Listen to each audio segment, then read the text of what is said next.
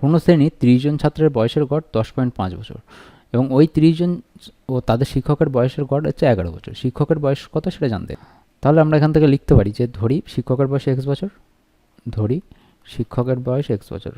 x না ধরেও করা যায়, ডাইরেক্ট এ দুটোর বয়সের পার্থক্য বিয়োগ করে দিলে পেয়ে যাবো আমরা। সেক্ষেত্রে x যদি নাই ধরি আমরা, তাহলে আমরা এখান থেকে করতে পারি যে শিক্ষক প্লাস ছাত্রদের মোট বয়স, ছাত্রদের শিক্ষকের বয়স যোগ ছাত্রদের বয়সের সমষ্টি, সমষ্টি সমান সমান 31 হচ্ছে 30 জন ছাত্র আর একজন শিক্ষক, মানে 31 গুণ 11। আর শিক্ষকের বয়স, সরি শুধু বিয়োগ ছাত্রদের বয়সের সমষ্টি। এবার এখান থেকে যদি বিয়োগ দিই, বিয়োগ ছাত্রদের বয়সের সমষ্টি, সমষ্টি হচ্ছে কত হবে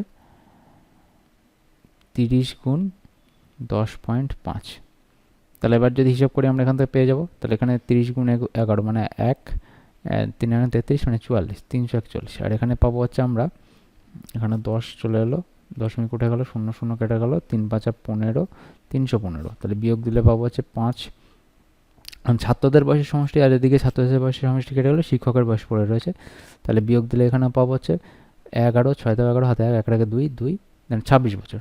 অতএব শিক্ষকের বয়স হচ্ছে কত বেরোলো, শিক্ষকের বয়স সমান সমান 26 বছর, 26 বছর। এটা হচ্ছে উত্তর আমাদের। এগুলো আমরা অ্যালিগেশন মেথডের সাহায্যে নেব, ঠিক আছে।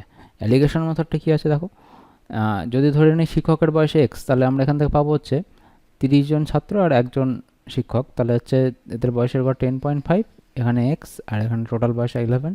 তাহলে আমরা এখান থেকে পেয়ে যাচ্ছি x - 11 আর এখানে হচ্ছে 0.5। তাহলে x - 11 বাই 0.5 ইকুয়াল টু 30/1।